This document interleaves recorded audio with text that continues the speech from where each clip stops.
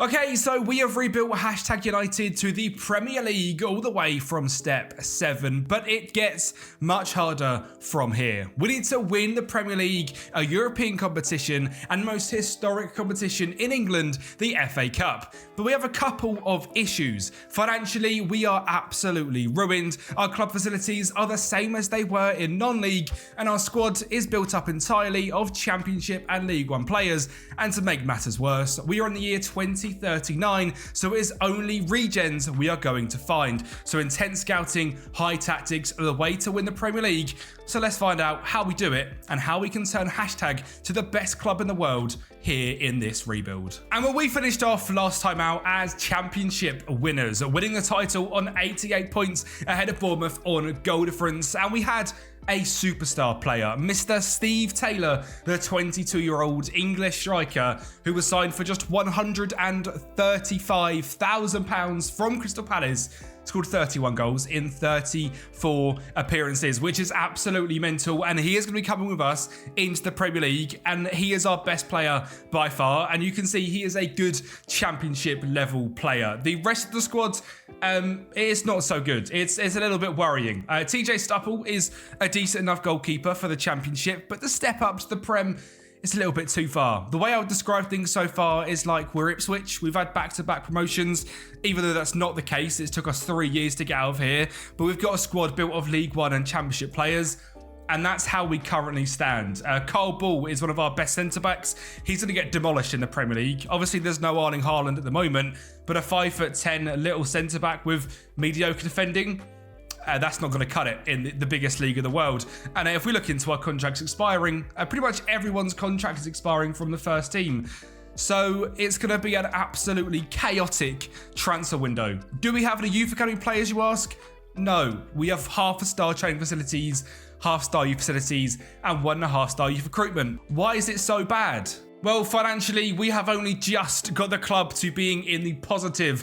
From 2023 to 2037, it was always in the red. You can see here we had a few spikes winning leagues, etc., but majority we were heavily in the red financially. We are finally up now, making a bit of money, which is great. So hopefully over the next few parts, we can improve the stadium, because currently we're playing a Southend United stadium, and our facilities to be top tier. Now, in terms of the transfer business, we have £22 million to spend and £263,000 a week to spend in wage budget, which is going to be very important in terms of how we were spending money this year compared to the rest of the Championship. We were the lowest spenders, £3.73 million. For example, Southampton was spending £100 million per annum. We spent 3.73 and managed to win the league. Obviously, we are using a very meta 4-2-3-1 tactic, but having a few star players like Steve Taylor, like Tom Hughes, like Saeed Tomic, who has played with us all the way from the National League to the Premier League here at the club, has been very, very helpful. But this squad is about to change a hell of a lot as we take on some intense scouting to make Hashtag ready for the Premier League. If you guys are watching episode 3 of this rebuild, what are you doing if you are not subscribed? There is over 60% of you watching this that watched episode 1 and episode 2 that are not subscribed. If you've enjoyed it up to this point, smash that subscribe button and help push us to 20k before Football Manager 2026. Before we get into our transfers, we've played our first game. We've lost 6-1. Away against Liverpool, an Endrick hat-trick and an Endrick 4 goals, and Lamine Yamal grabbing a brace at Liverpool in 2039. This is what we're up against, an absolute 6-1 demolition against a 33-year-old Endrick and a very similar age Lamine Yamal. So the first order of business was to release a bunch of players, and there was over 15 that left, including TJ Stupple and Saeed Tomic, both heavy first-team players. But they weren't going to be good enough for the step up, so we had to go crazy in the market. Now, the way I found players was quite simple. It is a method that I've shown on the channel before. If you want to see an updated version of all Wonder Kid scouting and how I do things in the future, let me know in the comments down below. Get a little emoji down there and ask me to do it, and that will help out the algorithm as well and push this video more. But more importantly, let me know if you want this scouting video to come out. Now, first of all, we have 2 very simple scouting bits set up here. The first one is to go out and find 15 to 21-year-olds of 1 star to 2.5 star in North America and South America. Oceania. And the second one is to do 1.5 star to 3 star in Africa and in Europe. I'm not going to go over to Asia and Oceania purely because we don't really have the scouts for it at the moment, but potentially in the future we will be doing that. And in terms of looking into the player search, obviously straight away we can look into recommended players that are not contracts expired. You can see that was our least thing we were looking at, but recommended players first of all, because of them scouting methods, there is a bunch of players here. Some players very good, some players we've known for a very long time, or some players like Jairo Ramirez from Alianza, a Peruvian central defense midfielder for about 200k that would come in and do a very good job. And the other method we are going to use for pretty much the whole of this rebuild is the Kempi Hidden Gem Internationals.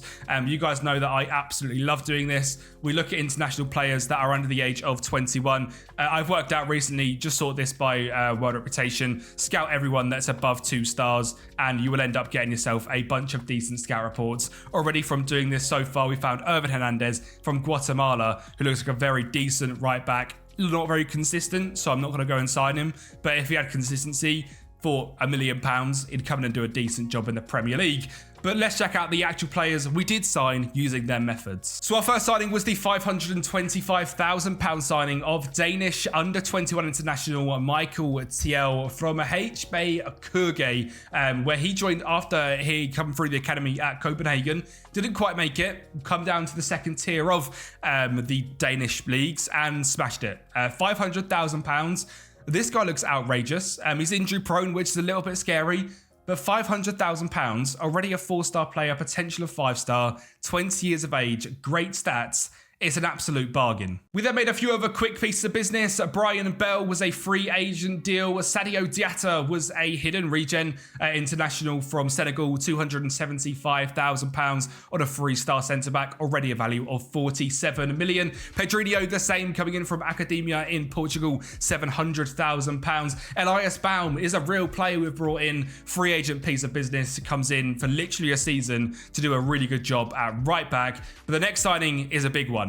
Cole Harding was an £8 million signing from Stoke City. Now, £8 million is crazy for us. I believe our previous record was about £1 million, so 8 million is ridiculous.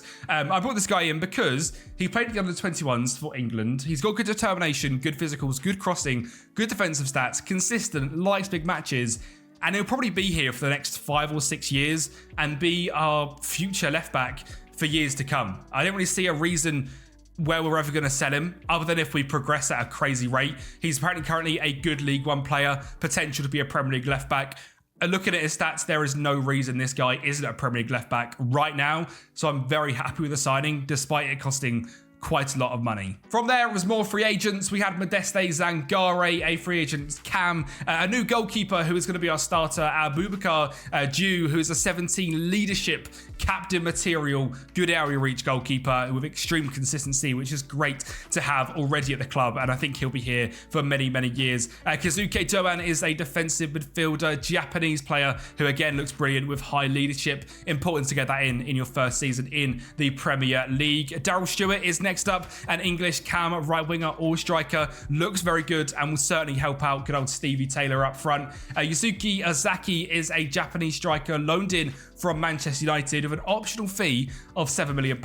If he smashes it, we'll bring him in. And if we stay in the Premier League, we'll have that sort of money. And he looks absolutely brilliant. Jean-Claude Ishume is a defensive midfielder brought in on a free deal. And finally, Andrea Vigorito is an Italian winger / striker, also coming in to help rotate up front. So as mentioned, the squad looks completely different to how it looked when we started this video. Dew in goal, Baum, Doan, Diatta and Harding as the back four. Pedrinho and Zayton stay in DM. Zangare, Tel, Vigorito and Stevie Taylor up front, making this squad.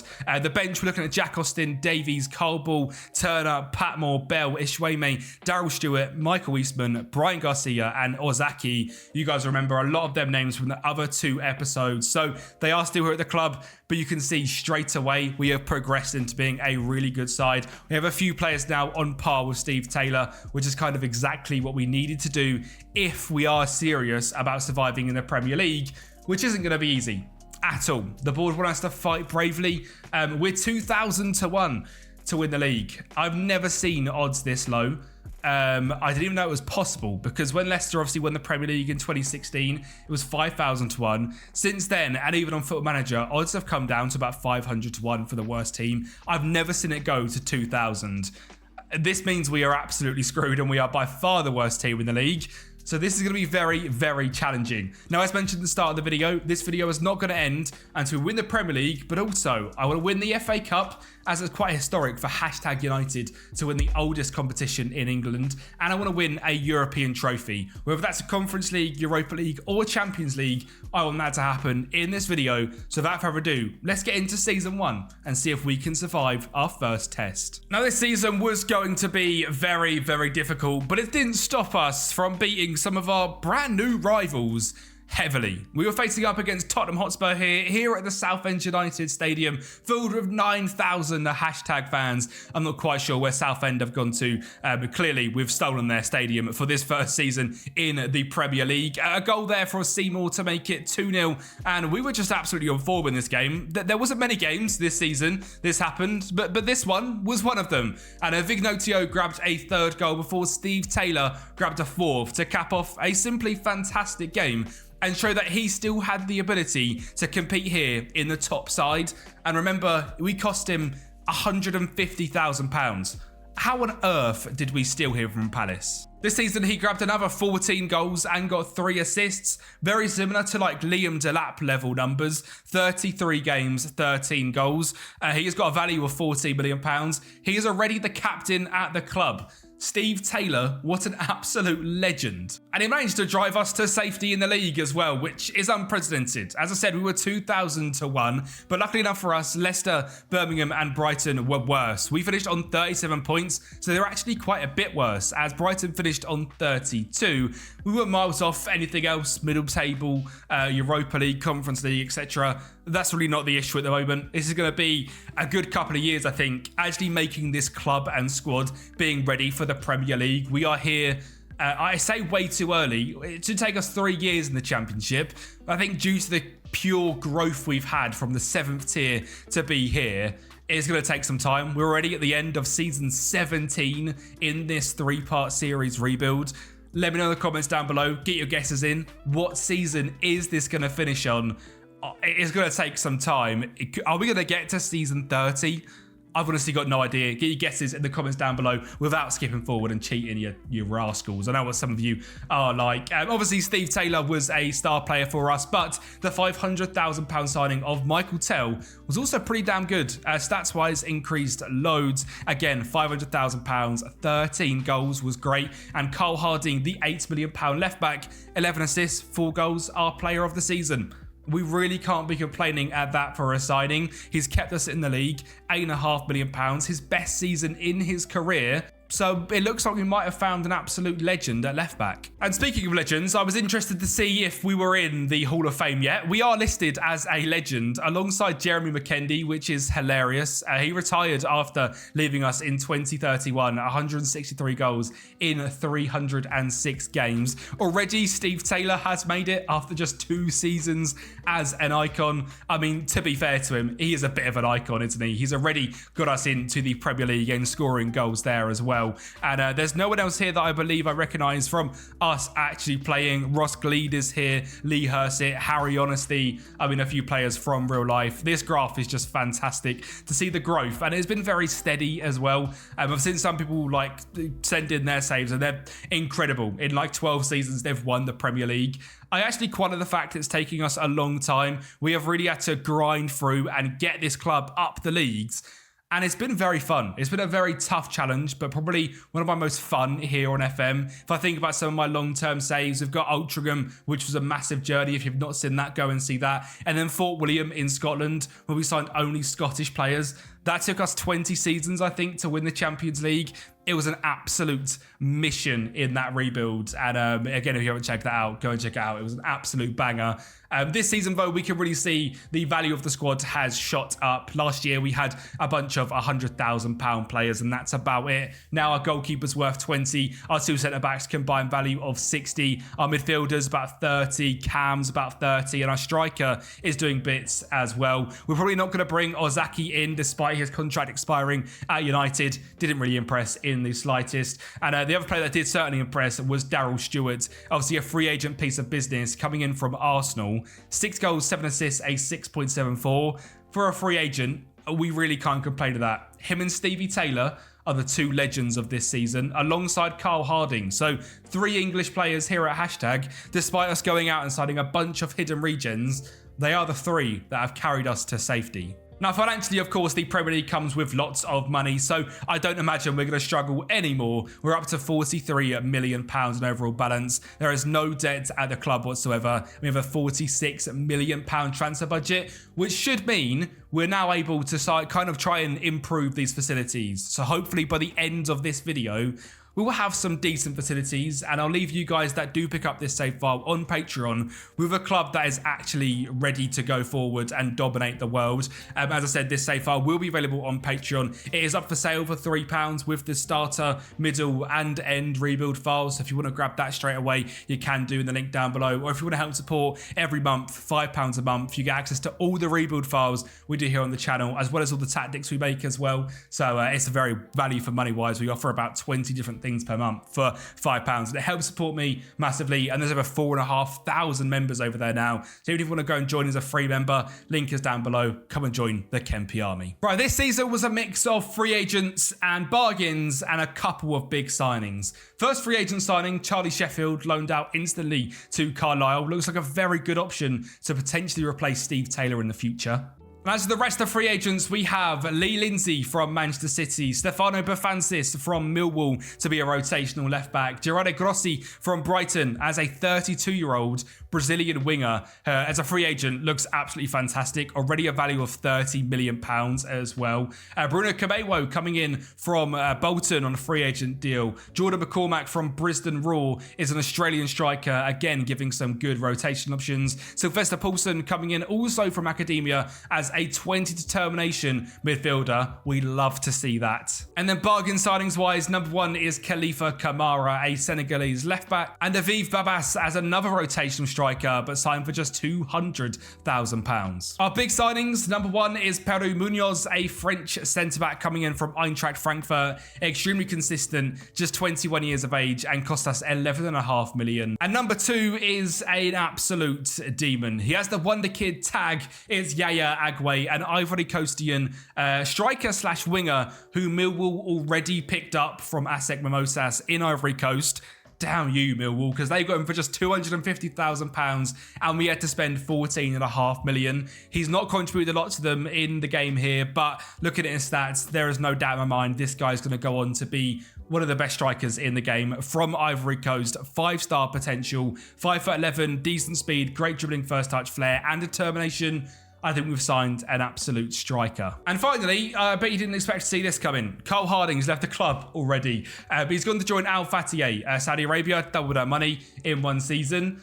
We've signed that Bestantis from Millwall as a free agent, and comparably, there's not too much difference, to be honest, if we compare them. Carl Harding's a little bit better defensively, a little bit quicker, but Stefanos is a free agent signing. Move him out, bring in Stefanos, and it's not a bad deal at all. And that enabled us to go out there and get the likes of Agüe up front. The team now Diu, Munoz, Diatta, Camewo, Kamara, Doan, Pedrinho, Bivas, Tiel, Grossi and Agüe up front. It is a very exciting side, and I'm excited to see if we can get out of that relegation battle and try and get to mid-table. So as mentioned, we had high expectations for this season, but we didn't expect to kick it off 4 wins from 4, only conceding 1 goal, beating Bournemouth, West Ham, Derby and Luton. But going in September, we lost 5 games from 5, showing the real up and down of this team, including an 8-2 loss in October to Manchester United.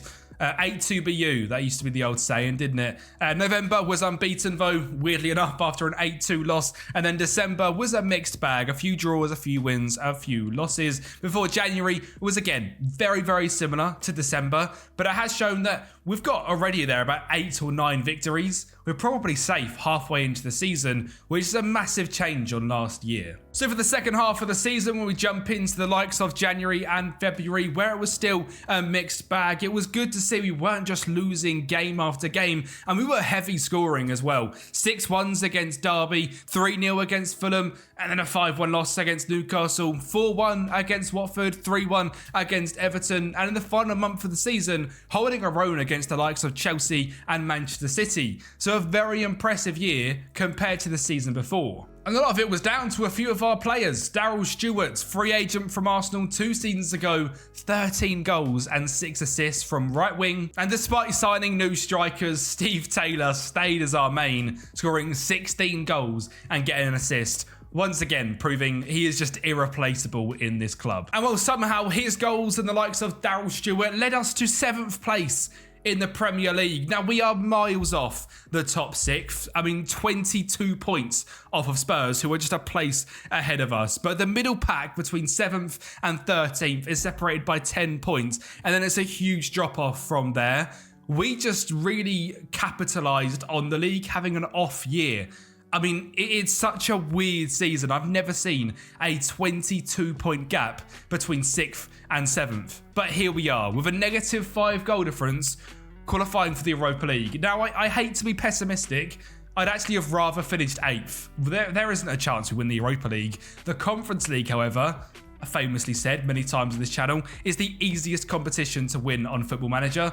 The Europa League is a little bit harder, but it does mean that financially we've got so much more money. Again, we're up to £75 million in the bank, £61 million in our balance to go and spend, and another decent chunk of wage budget. Despite all of that, we are still spending considerably less than anyone else, £35 million. 7th place, so we've just finished spending 233. Liverpool, City, over £320 million. So there is some powerhouse in this, and we are 10 times spending less money than them. And even in the Championship, obviously where we were last season, we'd only be sitting 13th mid-table in terms of our spending. So we are just doing really well, and I will make this tactic available in the Patreon as well, in the save file one for £3 and up on the rebuild files, that's £5 a month as well. I'll put this tactic in it because it is just a very basic 4-2-3-1, hence the name, but it's extremely meta. And if you're looking to get results and just build a fun team and have some fun at this stage in the game, this tactic you can't really go wrong with. So now it's about building a club for the Europa League, which I didn't expect to be saying in just the second season. So we need more good players, because there's no way we can do it with just a good starting 11. We need a full squad of top talent. First of all, we've raised over £24 million in outgoings, £13.5 million on Grossi, the Brighton winger we signed last year for free. Goes out to Saudi. We'll take £13 million. He's done well for a season, but we'll take that. Zangare Vigorito and Avive Babas all making us a nice bit of money as well, all to help spending this summer. Well, we spent about £40 million, and our number one signing was actually made last season, but loaned back out to his parent club. It's Jose Tabora, a Honduran centre-back who is extremely consistent, done very well back on loan at his home club last season, Olympia, but now is here at Hashtag, and I'm very excited to see what he can do. Thomas Titocha is my next signing, a midfielder, cam, left winger with 20 determination at 20 years of age, extreme consistency as well. I think this guy's going to work out onto that left wing, 20 determination, great finishing, dribbling, first touch, good enough speed, being 6'1" as well. He could be a very good cam as an attack midfielder on attack. Also, we'll have to see where he fits in because we have brought in some top tier players. Dane Hidase is a Moroccan left back who has gone back out on loan to his parent club, but this guy is certainly going to be our starter in the future. Florian Graeber is a German left back who comes in to be the starter once Cole Harding has now left. Kuno Reich Sadar is a Croatian defence midfielder signed for just 3.2 million pounds, and he looks fantastic. Great on both feet, elite consistency, very, very well-rounded at 19. Our penultimate signing is Jorge Luis Tisuba, coming in from Colombia. Great speed, 6'2", good consistency, and great dribbling. And finally, I've brought in who I think is going to be our future captain. It's Levi Frankham for £25 million. He is an English centre-back, 23 years of age, heavily capped with the under-21s level for England. While his consistency is a little bit ropey, I think this guy's going to be fantastic. He's 6'5". I get Harry Maguire vibes off him, and I'm excited to see what he can do. And like I say, with his 15 leadership, his great teamwork, his great work rate, I think he's a potential future captain. And of course, he comes straight into the team as a centre-back next to Graeber currently. Bevansis at left-back, again, going to get replaced in the future by Zinedine, who we just signed. Munoz right-back, Dewin goalkeeper, Doan and Rake Sadar and DM, Stewart, Tell, Tsuba and Agüe up front. But as mentioned, we have now built a bit more of a squad. The likes of Camewo, Diatta, Pedrinho, Paulson, Kone, Tichota, Kamara, McCormack, Bull, Bell, Taylor, Sheffield, all here at the club, all ready to absolutely give everything. And I've kept a lot of players as well, sort of down in the sub 12, 13, 14, 15 that are homegrown in nation. So we shouldn't come in to any issues with that. Because I'll be honest, we've gone out there and signed a lot of players that are not going to be able to register for Europe if we didn't bring in, I think it's at least 8 homegrown players. So the signing of Levi Frankham, Bestancis, Daryl Stewart, Lee Lindsay, Zayton, and then Bell, Bull, Taylor, Sheffield are all for that reason. If not, we'd go out and have a fully non-English team because they're so much cheaper and it's so easy to find them as top tier wonder kids. But remember, this year we are in the Europa League and it's got off to an unbelievable start as well. We are joint top with Spurs, both on 22 points, 7 wins and 1 draw. Now, of course, we've got a fantastic tactic, but the only way you do this is also by being able to build a brilliant squad. So we're going straight in to the round of 16. Well, first of all, we faced up against LASK, and to be fair, only narrowly beat them 4-3 over 2 legs. We scored in 30 seconds in the first leg, thanks to a goal from Michael Thiel, and the second one came as Bell and McCormack linked up, back to Bell, a ball to Paulson, a great spiral pass, McCormack scores. And as I said, that was the first leg. It was a tight affair, 4-3 overall, but it wasn't to matter. We were heading to the quarterfinals. We got quite a nice draw against Applewell Limassol and beat them 5-1 in the first leg and 3-0 in the second. So this one was a really nice, easy sort of bye through the quarterfinals. Which leads us to the semi-finals where, of course, we are facing up against Tottenham Hotspur. The team we levelled out at the top of the league phase on 22 points. It was the 2 titans of the competition up against each other. We grabbed an early lead thanks to a goal from Yaya Agüe, but Gabriel Mek whips it into the backstick for Spurs to level things up at the Tottenham Hotspur Stadium, despite them being down to 10 men, and the guy that was off the pitch as they just scored a penalty against us to make it 2-1. A ratty corner tactic from Spurs ends up making it 3-1 in this one as well. A little bit of luck on their side as Lee bursts through and does score. But to keep the tie alive, we pickpocket Spurs. Great ball forward. Super Stevie Taylor gets on it. A volley into the top corner. And it's a 3-2 loss. But coming back to the Southend United Stadium, I was hopeful. And well, clearly we had reason to be as well, as within just 39 minutes, we levelled the tie up as we have about 8 players in the box. It eventually falls to Tsuba to make it 1-0 in the game and levelled the tie up. From here, we just had to hold strong and go out there and score a bunch of goals. Michael Tell scored to give us the lead in this one. Munoz then throwing into Daryl Stewart, back to Munoz, back to Daryl Stewart. I mean, this guy as a free agent signing has been incredible, giving us a 2-goal lead. And of course, in the 90th minute, we wanted another one to beat Spurs convincingly 6-3 in the tie. An absolute banger from Paulson on the edge of the box. And hashtag United, we're in the final of the Europa League, where we are facing up against 4-4-2 Bournemouth, and if we win this game, we tick off our first challenge of winning a European trophy. Now, this was a Bournemouth side that just finished 15th in the Premier League compared to us who were battling the likes of Spurs for European football. So in just 42 minutes, Stevie Taylor got us 1-0 up, and a second came in as well in the 52nd, and hashtag United were winners of the Europa League. Michael Tell scoring the second goal, and we absolutely dominated Bournemouth. 17 shots to their 3, more possession, more clear-cut chances, more XG, and we had won the Europa League. Hashtag United, European champions. What on earth has happened? What would make it even more ridiculous would be having another season of pure growth in the Premier League. We finished in 5th place on 69 points, 38 games, 20 wins, 9 draws, 9 losses, a 17 goal difference, 69 points. We would have qualified for the Champions League regardless of winning that competition. So it shows even more that we managed to do it. I mean, we have just rose up the leagues here, and now we're an established European side in back-to-back seasons through the Premier League, which is absolutely crazy. Abubakar Diop is the 2nd top clean sheets in the league, which is absolutely mental because he seems to be a rotational goalkeeper for Bissau Guinea. He's extremely consistent, he's brilliant, and for us, he's an absolute legend. For a national team, it isn't all of that. In terms of the rest of the squads, you would never guess top goal scorer. Of course, it's Steve Taylor again. 24 goals, 3 assists. Jorge Luis de Souza. Remember, we signed this guy for how much? Let's just double check. Oh, £1.6 million. How does 21 goals and 10 assists sound? Absolutely beautiful. Michael Tell, 20 goal contributions. Daryl Stewart, 27. Pero Munoz, 18 from right back as well. And Yaya Agüe is getting there. 15 goal contributions worth £71 million. Is he the most expensive? Yes, he is. Levi Frankham, a 7.02 average rating this season. Perfect. Future captain, 5 goal contributions. Love to see it. And I am very, very happy with how things have gone this year. Of course, I mean, we've ticked off a massive box and have secured Champions League football for the first time. We also got to the quarterfinals of the FA Cup, losing to Manchester United, and the 3rd round in the Carabao Cup, losing to Chelsea.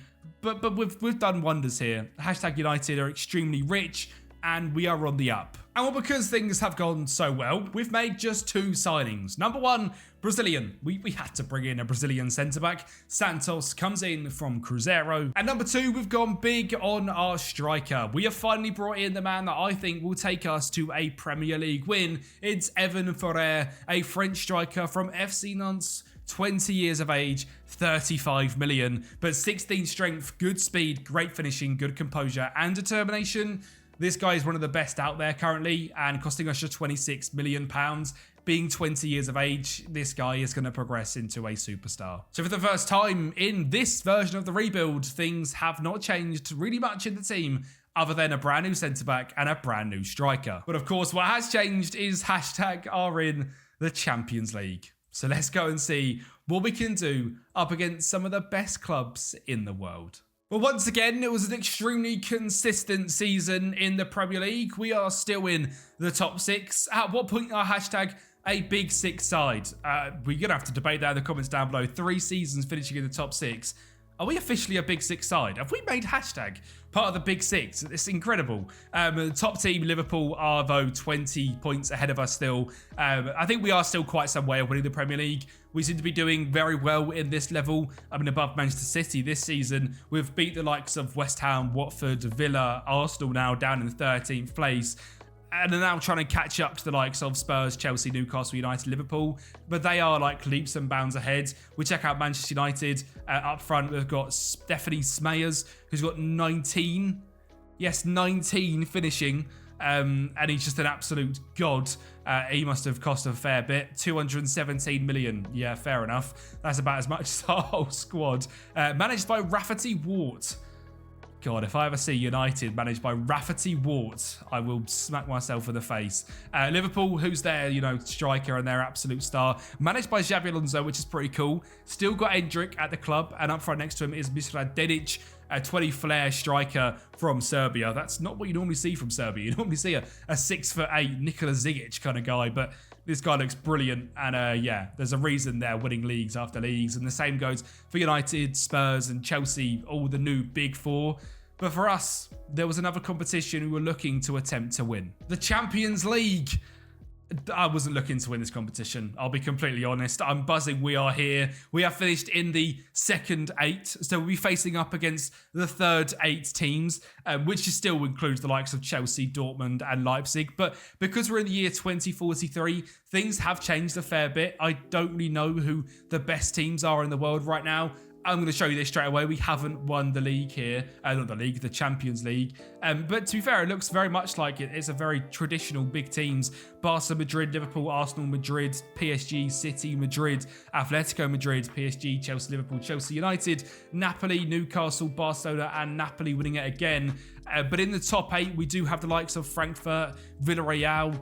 We have the likes of AJ Auxerre here, Copenhagen, Besiktas. Not too much change in Champions League. In Europa League, it is certainly a little bit different. Liverpool have won it this time. The likes of Rodez are second place. Juventus are down here. Sigma Oluminiok from Czech are up here in the first division, and it seems to be a new top tier side. But as I said, we did win the Champions League. We actually got knocked out to Eintracht Frankfurt 6-2 on aggregate, but a pretty decent showing, and I'm very proud of us. We're back down to the Europa League next season, but we've had our year in UCL football, which is a pretty much of a tick box for the rebuild. But we do have our game at Wembley, and it is in the FA Cup final. It is against Norwich. Hashtag versus Norwich to win the FA Cup. Agüe gets us 1-0 up in the 31st minute, but Norwich bounce back. A corner whipped in high to Bergan at the back stick, hits both posts, and they knock it home. And we go to penalties, when Norwich might be the worst penalty team I have ever seen.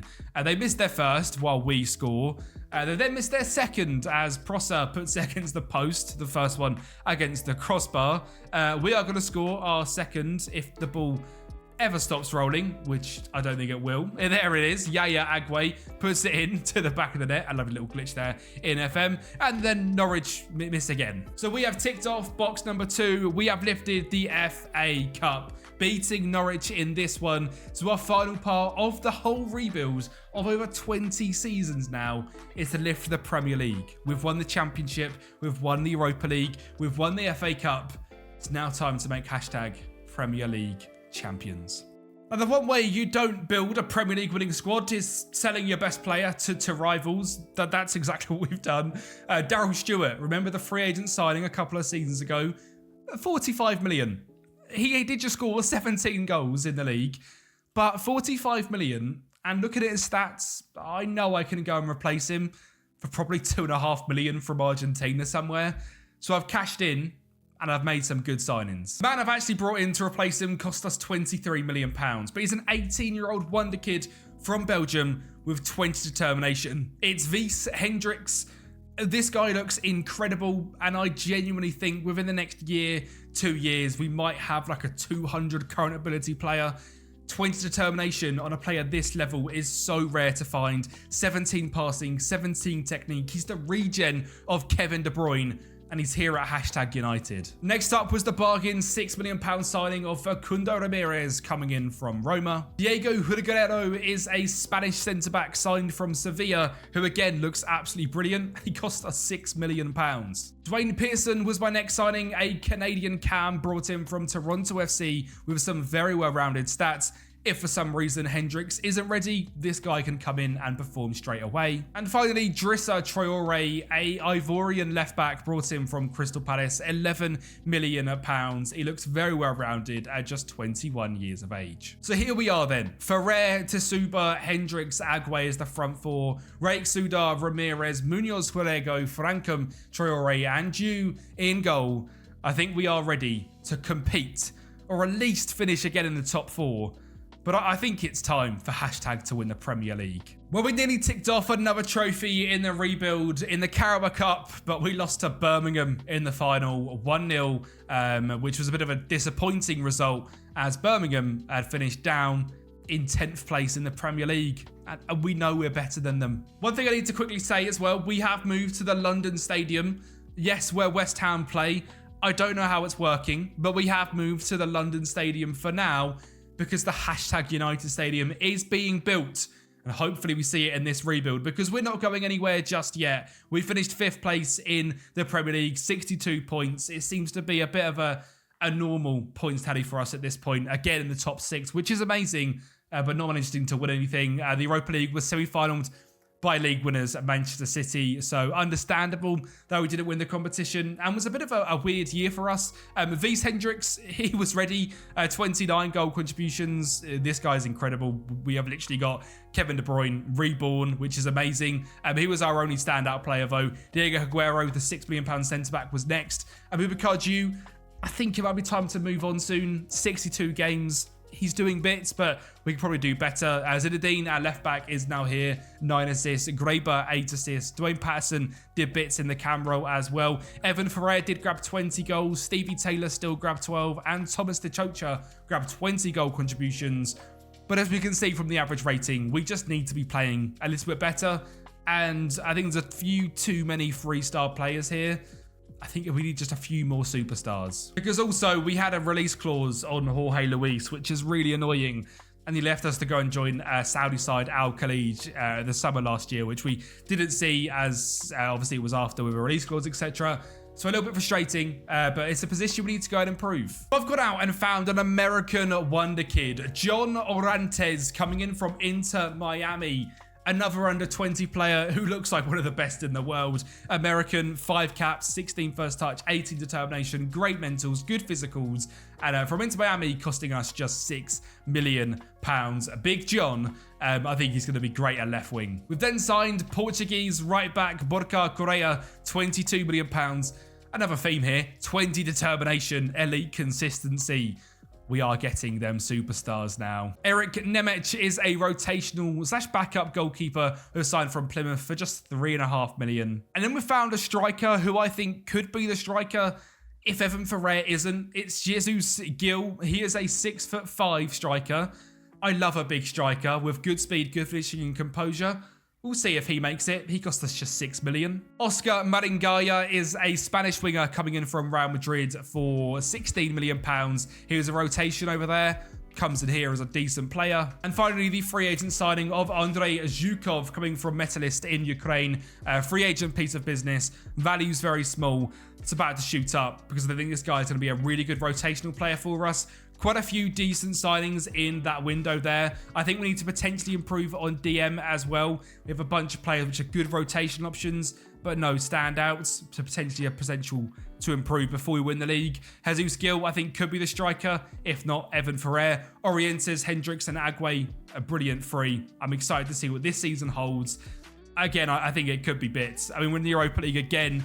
Can we win it this time? If we don't face up against the likes of City, I'm sure there's a chance. Well, it is another Europa League trophy in the back pocket. A simple 1-0 victory against Fulham and a goal from Evan Ferrer. We absolutely dominated them, 21 shots to their 3. But this season was a bit of a weird one. We had a 9th place finish in the Premier League. We have, of course, secured Champions League football. It was only 3 points worse than last season. But somehow we've dropped down a few places. The likes of Everton, Wolves, Aston Villa, all improving, and the big 5, Liverpool, Newcastle, Chelsea, City and United, are all getting better and better and better. And I always seem to think that we're on the path to greatness, and then we drop off a little bit. We are now on season 22. Season 23 is up next. We are extremely rich, which is great to see. Another thing, we are improving the training facilities, youth facilities and youth recruitment. Slowly, but they are improving. And next season, we get our brand new stadium, which is a massive thing for the club. And here it is, #United Stadium, holding 39,000 seats. It's a brand new stadium built in Tilbury. #United can now play Champions League football with their own stadium. And as we are now a fully fledged Champions League side, that is incredible. Now, first up, transfers-wise, there is 4 new signings. Number 1 is Binyam Kabede, an English centre-back signed from Spurs for 34 million, already a value of up to 91. He's just 22. He's made 5 caps for England already. It's not a bad deal and gives more homegrown players at club. Next up, a proper defensive midfielder. We mentioned it needed improving, and Javier Trujillo comes in from Atletico Pamplona, a Spanish defensive midfielder, consistent, loves big matches, great defensively, and I think he's going to be a great player. And if he's not, well, I've made a free agent deal of Kev Binns. That's an incredible name, isn't it? He's been on loan at Southampton after being released from Liverpool. He's joined us here. Very good on the ball, good defensively, and again, very consistent at 23 years of age. And finally, we have replaced due in goal to sign Mario Cesar, signed from Valenciano, 229 games in the top tier of Spain. Now comes to hashtag to be our number one, and I think he is going to be a big difference maker. This is the hashtag side. We do have Jesus Gil up front, rotating with Evan Ferrer and still Super Stevie Taylor. Mario Cesar, Correa, Huergo, Levi Frankham, Zidane, Ramirez, Trelillo, Yaya Agüe, Vice Hendricks, Orientes, and Jesus Gil up front. A very strong side. We're back in the Champions League, so you never know. We could win that. But of course, the FA Cup, Carabao Cup, and the one we are here to win, the Premier League, is season 23 going to be the magic year. We have made some fantastic signings in this rebuild, but I don't think there's any better than Vice Hendricks. This guy was a risk. We sold Daryl Stewart and spent £23 million on an 18-year-old wonder kid. This year, 11 goals, 11 assists. He is turning into an absolute menace in that cam role. Is now a leading Premier League player, and I'm in love with this signing. It's an absolute dream one as well, and he was brilliant this season. He wasn't the only one either, because our actual top goal scorer this year was John Arentes, the American left winger we signed from Inter Miami, who cost us £8 million, now has a value of 87, and he was also brilliant. Our striker position was actually quite weak. Evan Ferrer only scored 14. Jesus Gil only scored 11, and 8 of them in the Premier League, and is leaving this season. Super Stevie Taylor played just one game off the bench in the entire year and didn't score a goal. This season, we also sadly lost in the final of the FA Cup to Manchester City, but that didn't matter. This year, we finally made hashtag United Premier League winners. A 23 season rebuild, a grind, but a very rewarding one at that. 90 points this year, a 49 goal difference, just 4 losses over the entire season. We scored a grand total of 88 goals just behind Manchester City. We conceded just 39, just behind the likes of Liverpool and City. But what matters is that Premier League trophy. It is finally ours. And we look at the history here of hashtag United and the rise we have been on. From literally 2024-25 was the first season we managed, finishing 8th in the Isthmian League Premier. We have risen up the leagues. Fantastic spell in the National League, League 2, League 1, Championship.